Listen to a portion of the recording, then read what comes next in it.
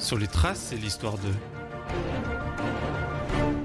Bonjour à tous et à toutes. Aujourd'hui, nous sommes en direct avec Maude pour le premier direct de l'émission Sur les traces et l'histoire de. Nous allons vous faire partager une enquête en direct sur les ondes de Déclic Radio. J'espère que vous allez bien, chers auditeurs. Donc, pour cette première enquête en direct, nous allons partir sur les traces et l'histoire d'une déclaration de grossesse sous l'Ancien Régime. Donc, on va vous faire vivre cette enquête en direct. J'attends Maude, elle arrive bientôt. Hop, je vous partage directement l'acte sur lequel nous avons travaillé avec Maude. Voilà. Tac, donc j'accepte les invités. Bonjour. On est en direct du coup sur Déclic Radio. Donc bonjour Maude, bonjour Agnès. Bonjour Loïc, bonjour Agnès. Bonjour, est-ce que j'ai le micro ouvert? Donc aujourd'hui, nous partons sur les traces d'une déclaration de grossesse sous l'Ancien Régime et on va voir qu'elle est assez particulière puisque, comme on va voir avec Maude, il y a des hameaux sur la déclaration qui vont nous permettre de déterminer qui sont les parents de la petite qui est née à Hérome dans la Drôme. Alors nous partons donc sur la paroisse d'Hérome. Je vais vous lire à l'instant l'acte de naissance de la petite. Donc le 18 mai 1702 a été baptisée par moi sous-signée Catherine Micale, fille naturelle à Marie Astier du lieu de Solex, paroisse de Praux, âgée d'environ 28 ans, laquelle a dit avoir fait sa déclaration par devant messieurs les officiers de Satilleux, qui portent les enfants appartenant à Joseph Micale de Cavagnon. On verra que ce hameau a une importance particulière, âgé d'environ 25 ans, de la paroisse de Saint-Romain-des, laquelle a déclaré en présence des sous-signés, son parrain a été Jacques-Nicolas du lieu d'Hérome et sa marraine Catherine Astier, habitante à présent de la paroisse d'Hérome. Alors, nous allons voir que les parents, en fait, sont bien loin d'Hérome, ils sont de Praux et de Saint-Romain-des, en Ardèche. Alors déjà, je vais te laisser te présenter, Maude. Eh bien, bonjour, moi donc je suis Maude, je suis archiviste pour ma petite société qui s'appelle Archivistoire et je travaille aussi en collectivité territoriale. Alors moi en Loire-Atlantique, je suis bien loin de vous, mais grâce à la technologie, je peux participer avec vous aujourd'hui. Donc voilà, donc je vais essayer d'aider Loïc dans cette sombre histoire de Catherine Micale. Je pense qu'on va s'en sortir plutôt bien. J'espère qu'on va tout trouver. Et puis ben, rendez-vous à la fin pour le résultat. Alors déjà, la première étape, Maude, ça va être quoi? Ça va être de chercher les hameaux de l'acte, on est bien d'accord? Tout à fait. Alors c'est parti, nous allons aller sur la base de la l'ARA, c'est une autre association que la Saga, qui a répertorié tous les hameaux des communes de l'Ardèche. Donc on va aller sur le hameau de Praux, et là nous allons vite voir que le hameau de Solex n'existe pas, mais il existe un hameau qui est proche phonétiquement, et c'est le hameau de Solaire. Alors regardez bien, nous allons directement sur la paroisse de Praux, donc là on va chercher, hop là. On peut faire directement comme ça pour trouver, tac, ici. Et là, on voit Praux Solaire, il est ici. Alors ça, c'est des bases qui n'existent pas forcément dans tous les départements. Vous avez la chance en Ardèche d'avoir des bases comme ça qui sont très intéressantes. On en a, on en a une en Vendée, par exemple, sur le même principe, parce que je suis aussi en Vendée. Par exemple, sur les soldats de la Première Guerre. Voilà, ça va être exactement le même principe, vous voyez, par nom, etc. Alors, tous les départements n'ont pas ce genre de base. Alors, ceux qui les ont, c'est vraiment un truc super. Il faut absolument les utiliser. Il faut vraiment pas hésiter. On est bien d'accord. Mm-mm. Et donc, la première chose, c'est qu'on sait que Marie Astier, elle est originaire de Praux. Donc, on va aller chercher directement par rapport à sa naissance. On a fait un rapide calcul. Comme sa fille est née en 1702 et qu'elle a dit avoir 28 ans, ça fait qu'elle serait née vers 1674. Or, on regarde sur la base de la saga, en tapant Astier, donc on va directement sur la saga. Hop. On va regarder toute la décennie de 1670 à 1680. Est-ce que tu peux nous expliquer vite fait ce qu'est la saga? Peut-être qu'il y a des gens qui Bien nous sûr. écoutent et qui ne le savent pas. La saga, c'est l'association ardéchoise de recherche généalogique. Elle est reconnue d'utilité publique. Elle a été créée dans les années 90, donc elle a plus de 20 ans d'existence. Et c'est une des associations qui est reconnue d'utilité nationale. Voilà. Donc là, on voit bien, sur Pro, il y a quelques actes qui sont trouvés, 12 au total. Mais on voit qu'il n'y a aucun baptême de Marie Astier qui est référencé et indexé sur la base de la saga. Pourtant, il existe bien un acte de mariage, du coup, qu'on peut retrouver, de Dauphine Olivier et de Didier Astier. Et on va retrouver une première naissance d'une petite qui s'appelle Marie Astier, qui est à la page 50 sur 393. Donc hop, on va aller directement voir cet acte. Tac. Donc là, on est directement dessus. Donc là, on a un mariage qui se passe le 10 octobre 1675 de Astier Didier et de Olivier Dauphine. Est-ce que ça pourrait être les parents de notre petite Marie? On ne sait pas encore. Mais on va aller vérifier s'ils ne sont pas du hameau de Solaire. Donc on va regarder. Ce qui est bien, c'est qu'en plus, avec la saga, vous avez la page qui est indexée. Donc là, je vais aller directement sur le registre notarié et on voit que c'est à la page 4. Vous n'avez pas ça, vous, chez vous, dans votre département? Non, on n'a pas une indexation. Enfin, en tout cas, nous, en Loire-Atlantique, on n'a pas une indexation aussi précise des actes. Après, on a les dépouillements classiques, vous savez, que les associations de généalogistes amateurs font. Donc, ils sont à la disposition du public. Mais après, on n'a pas de choses aussi précises que ça. J'avoue que c'est vraiment bien quand même. On est bien d'accord. Et là, effectivement, on lit l'acte et on voit que c'est bien le couple qui est natif du lieu du Solaire. Donc, est-ce que ça peut pas être les parents de notre petite Marie? C'est possible. Et là, on va aller vérifier tout de suite la piste. Donc, on va aller regarder le registre de pro. Donc, on retourne sur les archives départementales. Hop. On va dans archives numérisées, registres paroissiaux et d'état civil. On va dans registres paroissiaux catholiques. Parce que bien évidemment, là, on est sur les registres catholiques, mais il y a aussi les registres protestants. Est-ce que vous avez les cahiers du désert chez vous aussi ou pas? Pour certains, ils ont été reconstitués. D'accord. Et puis, sinon, on a la totalité, qui est accessible. Oui. Parfait. Donc là, je suis en train d'ouvrir le registre paroissial de pro. Hop. Donc on voit là, c'est celui-là. Donc on va aller dessus. Hop. Ok. On va aller dessus et je vais vous montrer à la vue 50. Il y a le baptême d'une petite Marie Astier. Le baptême d'une petite Marie Astier, elle est où? Elle est là. Elle est ici. Marie Astier, âgée de 3 jours, fille de Jean Astier et de Catherine Bossy, mariée, ses pères et mères demeurant à Grattevieille. Et donc, c'est pas la bonne. C'est pas la bonne. Donc, elle, on l'a pas. Donc, ça veut dire qu'il faut continuer à chercher. Donc, on va continuer à dépouiller le registre. Et un tout petit peu plus loin, page 54, donc très peu de temps après. Hop, on avance. Tac. Vous voyez, par contre, on voit que ça a bien débordé quand même pour l'écriture. Hein. Faut arriver à déchiffrer. Bah après, c'est bien écrit. Franchement, ça va. Voilà. Simplement que ça, c'est un petit peu... on a les pages arrière en même temps que les pages avant. Alors, c'est pas rare dans les registres de cette époque-là, parce que le papier est assez fin. Exactement. Donc là, on voit le 10 octobre 1676, par moi curé, sous-signé, a été baptisée Marie Astier, fille de Didier Astier et de Dauphine Olivier. Olivier, il est mangé dans la marge, là. Hein. Mariée, ses pères et mères demeurant au Solaire. Eh ben voilà, la voilà. La voilà, la petite Marie. Et donc, son parrain... Oui. Ce qu'on peut se dire aussi, c'est que là, on a un peu de chance aussi parce que sa maman s'appelle Dauphine. Oui. Ce qui est assez pratique parce que Marie, alors des Maries, autant vous dire qu'il y en a des milliers, des millions. Quand on a une Dauphine, c'est beaucoup plus simple pour la trouver aussi. Exactement. Ça fait partie des petits indices qui sont pratiques pour nous. On est bien d'accord. Et donc, on voit que son parrain s'appelle André Astier. Il est aussi du hameau du Solaire. Et donc, au final, Solex, en fait, c'est une déformation. Hein, c'est bien Solaire, le hameau d'origine. Hein. Sa marraine, directement, je pense que c'est Catherine Chaumetier. Et Catherine Chaumetier, on va voir qu'elle est très importante puisque c'est la grand-mère, en fait, de la petite. Demeurant directement à Chalot. Donc, ça doit être un autre hameau directement de la paroisse. Donc, ce qu'on va faire, c'est qu'on va retourner directement sur le contrat de mariage. Hop, donc je reviens dessus. Et on va aller vérifier les parents pour vérifier que ce que je vous dis, c'est bien ça. Donc, hop, vue 4. Donc déjà, on a l'ascendance de la mère, pour l'instant. Par contre, quand on va aller sur celle du père, vous allez voir que ça va être beaucoup plus compliqué. Et là, regardez bien. Fille de Jean Olivier et de Catherine Chaumetier. Ce qui veut dire que Catherine Chaumetier est la mère de Dauphine Olivier. Et donc la grand-mère de Marie. Et donc la grand-mère de Marie. Alors maintenant, une question qui va nous interpeller. Pourquoi Marie Astier est allée accoucher directement à Hérôme, qui est quand même à 4h10 de marche de Pro, parce que c'est dans un département voisin, certes, mais quand même 4h10 de marche, fallait les faire à l'époque. Hein. Et du coup, effectivement, le père n'a pas dû reconnaître sa fille, puisqu'ils ne sont pas mariés. On ne trouve pas de traces de mariage entre Marie Astier et Joseph Mical.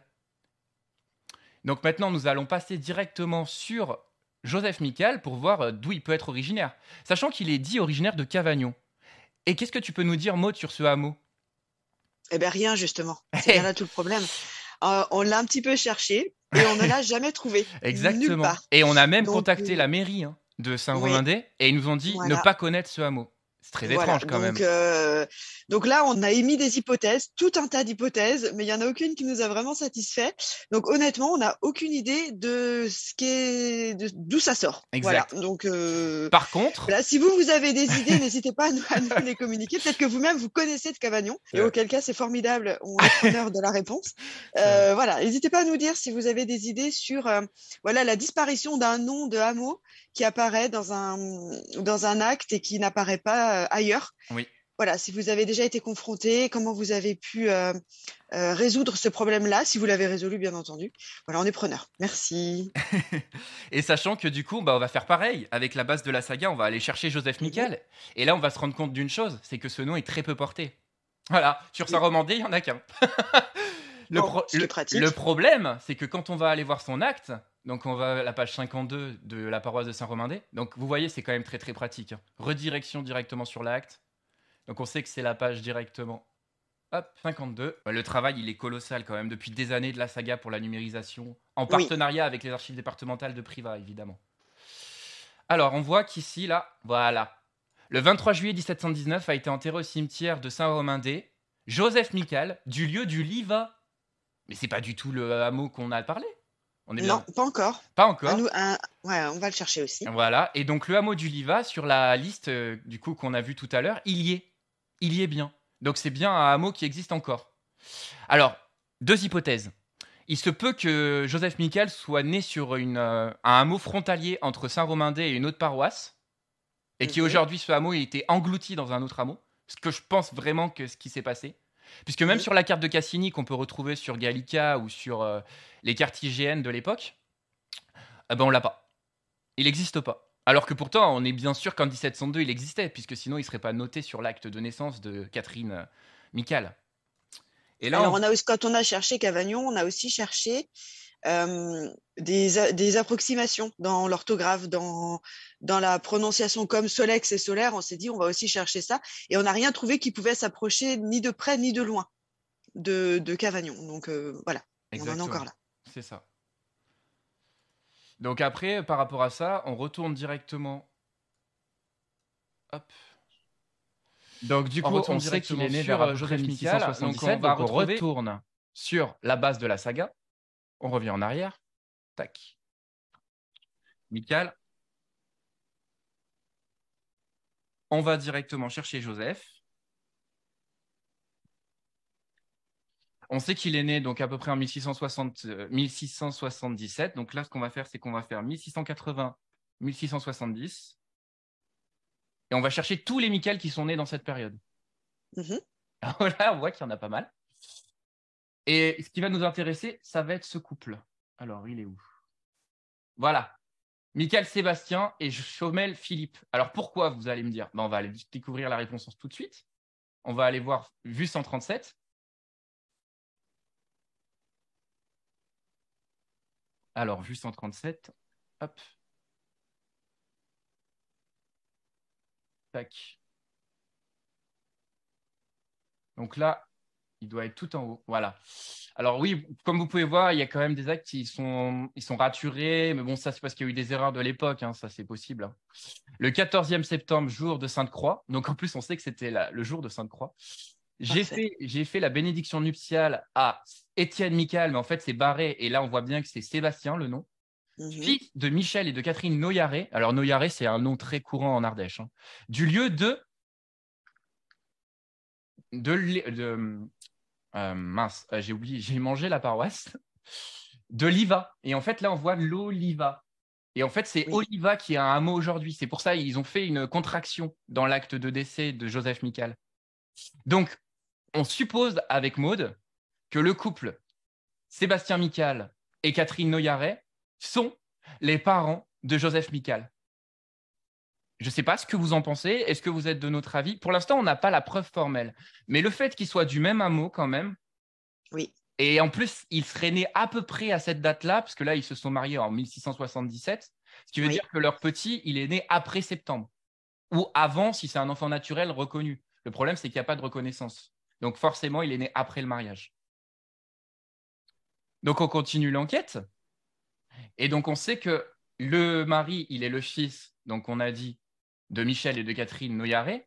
Et la Mhm. femme, donc Philippe Chaumel, elle est la fille de Artaud, donc qui a un prénom quand même pas très courant, et de Catherine Richaud, ou Richard. On ne sait pas si c'est un R ou un U.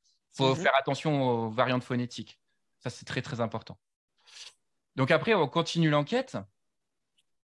Et donc, on a une énorme interrogation. On ne sait toujours pas où Joseph Michael a pu naître. Donc, ce qu'on va faire, c'est qu'on va dépouiller le registre d'Ardois parce qu'il est peut-être né sur la commune d'Ardois. C'est possible. Donc, on va continuer à aller derrière. Hop. Là, on voit aussi qu'il y a toujours une Claudine Noyaret. Donc, ça a l'air d'être un nom de la paroisse directement de Ardois. Hop. Donc, on continue de dépouiller. Après, on a de la chance, c'est quand même vachement bien écrit, hein. Là, on a un Pierre Mical, fils de Sébastien et de Philippe Chauvet. Donc, déjà, c'est pas le même couple. Marié du lieu de Forani. Donc, voyez, déjà, on voit que le hameau, c'est pas du tout le même, hein. Mhm. Donc, c'est bien un couple différent du premier qu'on a vu, et pourtant, le père s'appelle exactement comme le père avant. Peut-être un cousin. Donc, on continue. Est-ce que tu peux donner quelques exemples au niveau des archives notariées, Maude? Des exemples de quoi tu veux? Par exemple, si tu as déjà fait des déclarations de grossesse pour retrouver, si tu as des exemples dans tes enquêtes, ou même en salle Alors, de lecture, peut-être. alors, en salle de lecture, j'en ai pas. Alors, en salle de lecture, j'en ai pas eu. Parce que finalement, les gens se débrouillent un peu tout seuls, finalement. Mhm. Et moi, pour mes enquêtes, non plus, en fait. J'ai pas encore eu affaire à ce genre de choses. Moi, ils ont fait, pour l'instant, ils sont tous dans la légalité pour moi. Donc, j'ai pas eu à. Je mets des guillemets à l'égalité, bien entendu, hein. Donc, j'ai pas eu, non, j'ai pas eu la nécessité de chercher dans les déclarations de grossesse. Il D'accord. n'empêche que toi, tu as cherché, Mm. Oui, notamment pour cette enquête-là. exactement. Et quelle est la Et réponse? bah, à toi de nous dire, à toi de nous dire. À moi de vous dire. Ok. Eh bien oui, effectivement, j'ai contacté les archives départementales de Privas parce que je savais qu'elle était passée devant les juges de Satilleux pour déclarer sa fille. Et Mhm. malheureusement, comme c'est souvent le cas, la déclaration de grossesse devant les juges de Satilleux a été perdue. Elle n'a pas été retrouvée en série 82B, parce que c'est la série B, la série d'Ancien Régime, Mhm. voire l'ancienne émission qu'on a fait avec Maud qui parlait directement justement des séries Oui. de justice, il fallait que la mère passe devant les juges pour déclarer la naissance de sa fille. Voilà, ou de son fils d'ailleurs, hein, parce que ça peut être un fils naturel ou une fille naturelle. Et ce qui est bizarre, c'est qu'effectivement, si on cherche sur la base de la saga un mariage entre Michal et Astier, on ne trouvera rien, hein. Je vais vous montrer. Hop. Je ne mets pas de date exprès pour. On va regarder. Voilà. Rien. Ça n'existe pas. Ce qui veut bien Et dire qu'il ne l'a pas épousée, ça c'est sûr. alors, est-ce qu'on peut essayer avec un autre orthographe ou une autre orthographe, je sais Bien jamais. sûr, bien Pour sûr. Astier, par exemple, en ajoutant un H au début. Oui, parce qu'il faut savoir que Astier, c'est aussi le nom d'un célèbre acteur. Ou si vous connaissez Camelot, Oui. Alexandre Astier, il est ardéchois d'origine. Oui, alors ça allait être ma question, en fait. Je voulais te la poser. Et Exactement. Et oui, il est ardéchois d'origine. Et Astier peut effectivement s'écrire avec un H, peut s'écrire aussi avec un Y à l'époque. Enfin, ils sont fantaisistes sur plein d'orthographes possibles. Mhm. Donc, ce qu'on peut faire, c'est qu'on peut regarder directement s'il y a un mariage avec cette orthographe-là. Non plus. Mais ce qui va nous intéresser aussi, c'est de revenir à la marraine de la petite. La marraine de la petite Oui, s'appelle Catherine Astier. tout à Et elle fait. est dite demeurant à Hérom depuis peu. Ce qui veut dire qu'elle n'est pas originaire d'Hérom. Alors, qu'est-ce qui l'a Oui, poussée à venir sur Hérom? Ah, bonne question. Et donc là, on va aller vérifier si Catherine Astier pourrait pas être de pro. On ne sait jamais. ça peut Donc, valoir le coup d'essayer, en tout cas. on va faire exactement ce que tu as dit. On va mettre un H. Hop, on va mettre Catherine Astier. Parfois, il faut un petit peu jongler comme ça avec les orthographes. Ça peut des fois nous donner Les pistes. des pistes. Oui. Et on est bien d'accord. Hop, on va mettre pro du coup. Et voilà. Alors, ce qui est intéressant, c'est qu'on sait très bien que Catherine Astier, ça peut pas être celle qui s'est mariée. Euh, ta, ta, ta. Celle qui est née en 1640, ça peut être elle. Ça pourrait être une tante, du coup, de Marie. Oui. On est d'accord. Après, on a une naissance. Non, on n'a pas d'autres naissances. On a une naissance en 59, 59, 59, mais on n'a pas de naissance dans les années où Marie, elle est née. Marie, elle est née, donc on a bien dit, en 1676. Oui, Elle est née juste après le mariage de Catherine Bossier et de Jean Astier. Mais pour l'instant, on n'arrive pas à rattacher ce couple à ses parents. Donc ça doit dire qu'ils doivent avoir des arrière-grands-parents en commun, certainement. Mais peut-être. c'est beaucoup plus haut. Oui, mais de toute façon, c'est quand même très petit pro à l'époque, hein. Donc ce qu'on peut regarder, c'est qu'on va aller vérifier le mariage de Catherine Mhm. Astier et de Ré Antoine. Donc là, c'est un mariage religieux, donc on va aller à la vue 149. Hop, hop, 149. Donc c'est celui-là.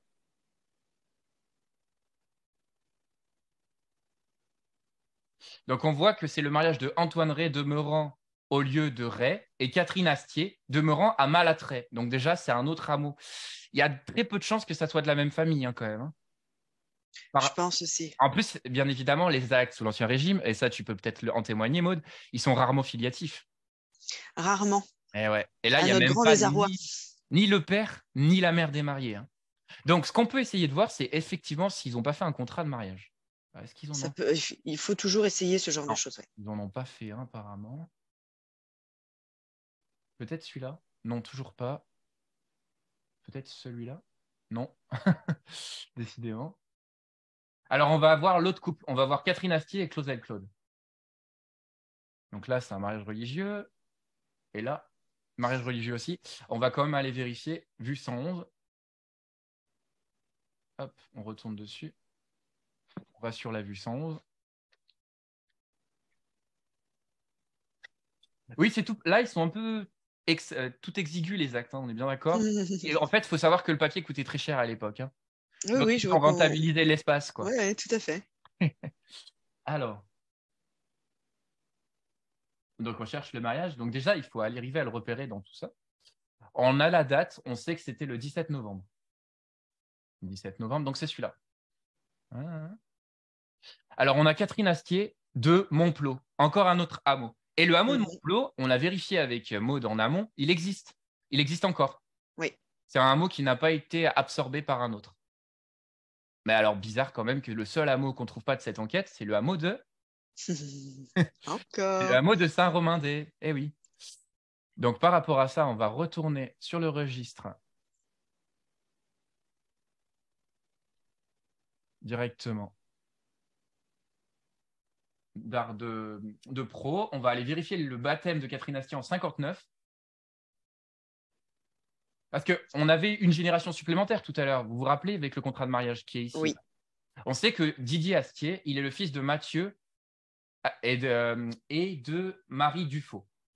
Donc, espérons que Catherine soit la fille directement de ce couple. On va aller vérifier ça. Vue 47. Parce que la marraine, forcément, elle est de la famille de Oui. la mère, c'est obligé. Enfin, il y a Oui, c'est rare qu'il en soit autrement. Voilà, on est bien d'accord. Mm. Voire 44.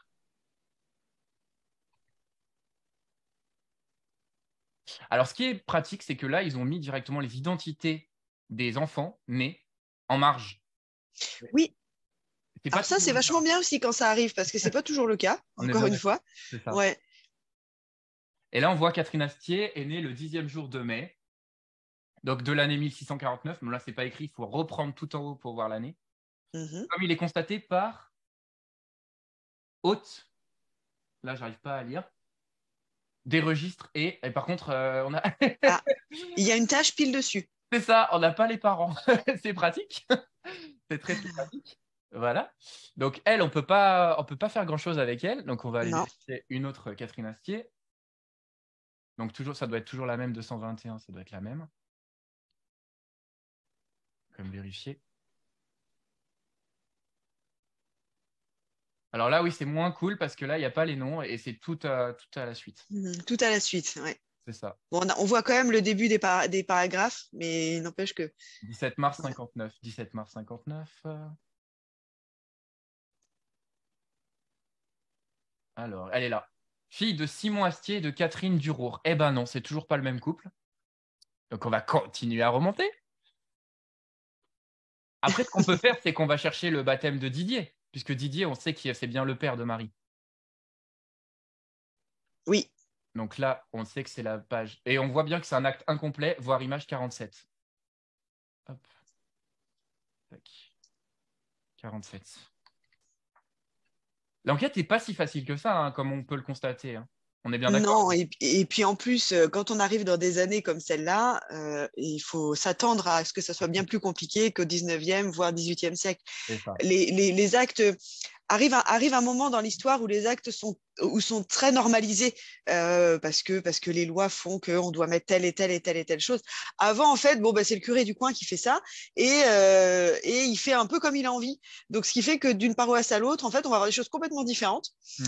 Là, je suis en train de suivre sur les réseaux une fille qui est en train de travailler sur un registre paroissial de Sèche. Alors, ça doit être en Maine-et-Loire, si je ne m'abuse. D'accord. Et en fait, c'est un curé qui, lui, en plus de faire son travail, comme là, on fait d'état civil, etc., il raconte tout ce qui se passe Ça, c'est génial. dans la paroisse en même temps. Alors, c'est vraiment super parce que bah, du coup, en plus, on a toutes les petites anecdotes de la paroisse. Donc, voilà, c'est pour montrer, en fait, d'une paroisse à l'autre, en fonction du zèle du curé, en fonction de tout un tas de choses, bah, on a des choses très, très, très différentes. Alors, c'est beaucoup plus marrant, quelque part, que au 19e siècle, où, voilà, où tout est très carré, voilà, où du coup, c'est beaucoup plus facile. C'est plus inhumain. Voilà, là, on est un peu plus dans l'humain, par contre. On est Voilà, bien c'est des choses d'accord. différentes. C'est Mm. ça. Et là, on voit du coup que Catherine Astier, elle a été baptisée le 17e jour du mois de mars. Du coup, et en plus, ce qui est bizarre, c'est qu'il y a marqué le 10e jour de mars et il y a marqué 17 ici. Qu'elle a été baptisée 7 jours après sa naissance. 7 jours après, c'est quand même Ah, beaucoup, hein. c'est beaucoup. Ouais. Ah bon, après, j'ai trouvé déjà une fois 3 mois après quand même un baptême. Ça peut arriver. Et c'est pas forcément des protestants. Alors pourquoi, me dira-t-on? Bah, peut-être à cause des conditions climatiques. Parce que si c'est en plein hiver et que du coup il fait un froid glacial, ils n'ont Tout pas à fait. forcément envie de se déplacer s'ils habitent dans un hameau de la paroisse qui est situé à des kilomètres du bourg. Oui. Alors, je pense que c'est pas forcément par envie, c'est simplement par possibilité. C'est ça, exactement. Ah oui, c'est les deux, on va dire. Ouais. Exact. Parce que en général, on essaye de baptiser les enfants très vite, Mm. parce que les croyances religieuses faisaient que si le nourrisson mourait avant d'être baptisé, son âme ne pouvait pas être sauvée. Mm. Et du coup, c'est pour ça qu'on baptisait très très tôt les enfants. Voilà. Alors là déjà 7 jours, c'est déjà beaucoup. On est, rappelle-moi le mois. Oui, mars. Oui, bon. Oui, on est au mois de mars, effectivement. Voilà, ça peut, pour peu qu'ils soient dans un hameau un petit peu isolé, comme tu dis Loïc, voilà, Bah, ça ils sont au retarde hameau un de petit peu La Chava. Donc c'est un autre hameau, encore un autre hameau. encore un autre. On Alors, va faut connaître savoir tous que les hameaux c'est ça. On va connaître tous les hameaux de Pro. Ah oui, pour les étrangers, il faut bien savoir que Pro, ça se prononce Pro, et même s'il pour y a un les accent. étrangers. Ben oui, parce que beaucoup de touristes viennent et disent Préau. Et en fait, c'est Moi, Pro. j'aurais dit Préau, Voilà. Et spontanément. voilà, Si tu m'avais pas dit comment ça se prononçait, j'aurais dit Préau. Oui, pour oui. la petite Mais anecdote. il y a un accent sur le E, il faut bien le Oui, et ils ne savoir. prononcent Donc, pas. Et oui, effectivement. voilà. Je ne sais pas pourquoi, mais c'est comme ça. Ah, des fois, il y a des étrangetés Ah, dans mais la tout langue à fait. locale. Voilà. Tout à fait. Et Saint-Romain-des, c'est pas Saint-Romain-d'Aille, eh bien Saint-Romain-des, pareil. Voilà. Alors après, on continue. Donc, on va aller vérifier maintenant le baptême de Didier parce que pour l'instant, on ne le voit pas. Ah, on a quand même peut-être une dernière possibilité. Ah, on a une On a dernière. Attendez. Catherine Astier en 1640, vue 22. On va aller voir. Hop. En espérant que celui-là soit filiatif et donne les bons parents, mais bon. Il Il y a peu de chance quand même, hein. y a peu de chance. Catherine, c'est vraiment un prénom donné très très souvent, hein. Ouais. Et est-ce que tu sais pourquoi? Aucune idée. Non, tu sais pas? C'est une sainte, Bah oui, déjà. déjà. Oui, Donc voilà, non, mais elle est dans le calendrier catholique. Donc c'est vrai. voilà, en général, on va chercher les noms dans le calendrier. Ouais. Après, Catherine, Marguerite, voilà, elle est au mois de novembre. Après, Marguerite, c'est un prénom qui était souvent donné pour avoir beaucoup d'enfants. Ça, je Ah ne sais pas d'accord. si tu savais. Ah non, j'ignorais. Ouais. Donc, quand on retrouve des Marguerites sous l'Ancien Régime, c'est souvent parce que ça donne signe d'avoir beaucoup d'enfants derrière. D'accord. Et Ah bah Sainte alors là, Marguerite, super. elle est pour la prospérité, pour avoir une famille nombreuse. Ben voilà. Ah d'accord. Voilà, C'est bon à voilà, savoir. pour la petite histoire. Après, pour Catherine, oui, je pense que c'est dû au fait que ça soit une sainte, hein, tout simplement. Ah oui, oui, on donnait souvent des prénoms bibliques. Oui. Ça, oui, biblique, on va aller jusqu'à biblique. Allons-y. Alors, Alors, donc là, je lequel? suis directement dessus. Hop, Catherine Astier, on l'a ici. Alors, elle est où? Catherine Astier, le 26 février 1134, fille à Jean et Marguerite. Ah bah tiens. Alors, est-ce que ça peut pas être le couple qu'on cherchait? Et non, puisque nous, on a Didier Astier, fils, donc directement, on l'avait dit, de Mathieu et de Marie Dufaux. Donc, c'est pas du tout ce Donc ça marche couple-là. pas. Donc, on va aller continuer à regarder. Hop, donc on va aller chercher Didier.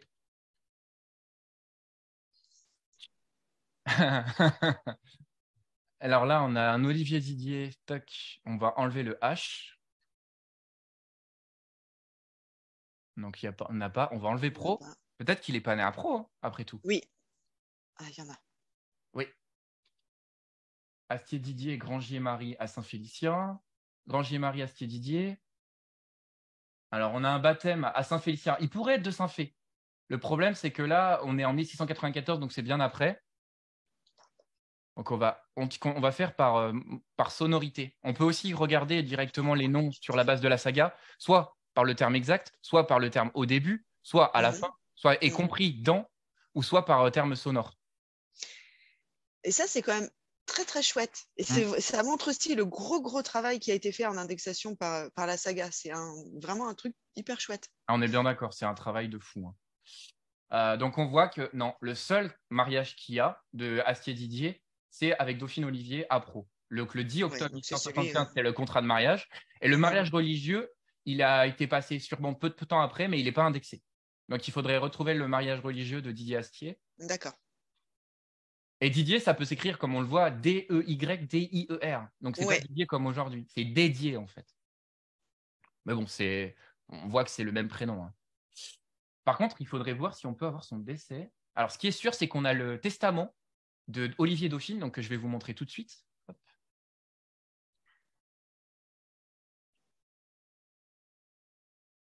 En plus, Dauphine. On n'a pas beaucoup de femmes sur cette période qui s'appellent comme ça. Ouais, je crois qu'on n'a pas beaucoup de femmes sur aucune période qui s'appellent comme ça. En tout cas, par chez moi, je sais pas. Après, c'est peut-être une particularité locale, encore une fois. Je mets des réserves. Nous, on a le Dauphiné à côté. Alors, est-ce que c'est par rapport à ça? Peut-être. Nous, moi, j'ai jamais rencontré une seule dauphine, je vous le rassure. 323. Donc, on va aller direct. Donc, c'est à la fin du registre, comme on peut le voir. Donc, elle est bien native. Clair, elle est native de Saint-Philippe. Oui, c'est beaucoup plus clair. Et en Auclair, on est en 1647. Est-ce que tu le vois, là, l'acte? Ici. Donc, l'an 1647 et le 5 mai a été baptisé le même jour par Messire Jean d'Angle. Donc, d'Angle, c'est un nom aussi du coin. Le second du nom, prêtre du et curé de Saint-Félicien et de Vaudevant. Son annexe Dauphine Olivier de Pogéco, encore un autre hameau. Fille naturelle et légitime de Jean Olivier du Galant et de Catherine Chaumetier. Donc, c'est bien celle qu'on recherche. Donc, c'est bien la bonne. Ouais. Bien. Et d'ailleurs, je ne sais pas, c'est une particularité que tu retrouves aussi dans ton département. Il féminise les noms de famille des mères. Ah non. Ah bon? J'ai jamais remarqué ça. D'accord. Donc, c'est typique de chez nous, alors. Donc, en fait, c'est Catherine Chaumetier, mais là, il l'appelle Chaumetière. Il féminise son nom. C'est marrant, ça. Ouais, c'est une particularité qu'on a. Je pensais que c'était possible dans d'autres départements aussi. Ça doit l'être. J'ai jamais remarqué ça. Mais peut-être que ça dépend des paroisses aussi. Marié, habitant pour lors de la pause, paroisse de Saint-Félicien. Ce qui veut dire que quand sa fille est née sur Pro, elle a bougé de hameau et elle a changé de village. Mais c'est pas très loin, hein. Saint-Félicien, c'est une commune limitrophe. Ouais, d'accord. Donc, elle n'a pas fait 10 000 km, quoi. Non, clairement pas. Ça doit être quinzaine maximum. Là, donc, on voit que la marraine, enfin, attention, n'ayez pas peur par rapport à l'orthographe. Ça s'écrit pas du tout comme ça, mais c'est surtout qu'il faut savoir que l'orthographe n'est pas fixe à l'époque. Non, tout à fait. Donc, marraine, là, ils ont écrit Mérène, en fait. M-E-2-R-E-N-E. Marraine, Gabrielle Olivière. Donc, Gabrielle Olivier, présent. Oui. Jean Seignoux, Guillaume Olivier. Et le parrain a été Jean Fort, Grangier de Charentais. Donc, Grangier, ça veut dire quoi exactement, Maud? Aucune idée.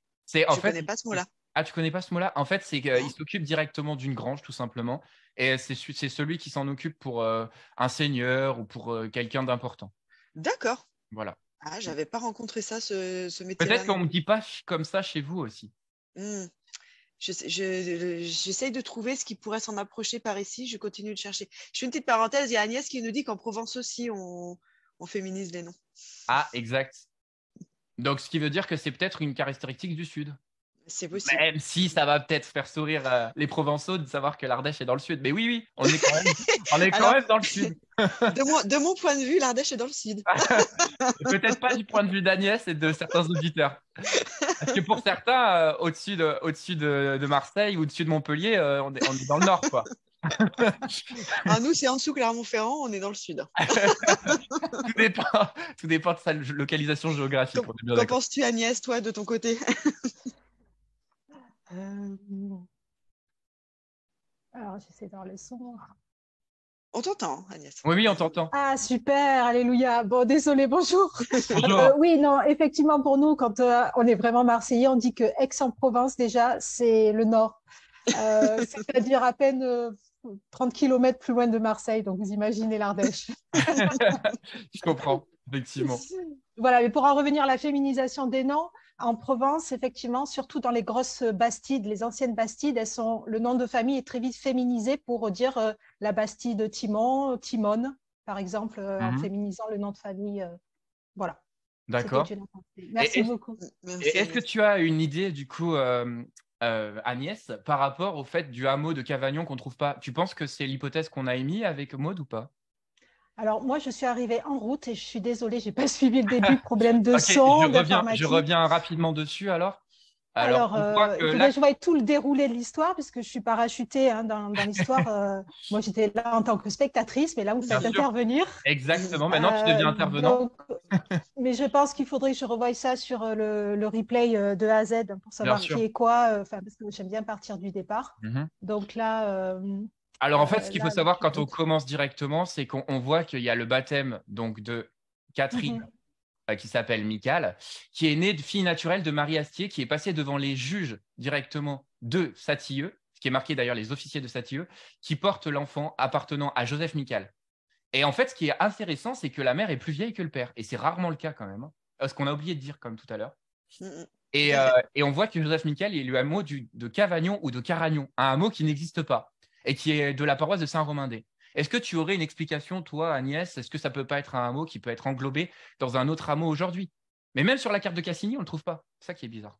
Alors, moi, je ne suis pas du tout de l'Ardèche. Oui, Je bien n'ai sûr. pas fait vraiment de généalogie de ce côté-là. Donc, ça implique le contexte historique, le contexte toponymique des Mm. lieux.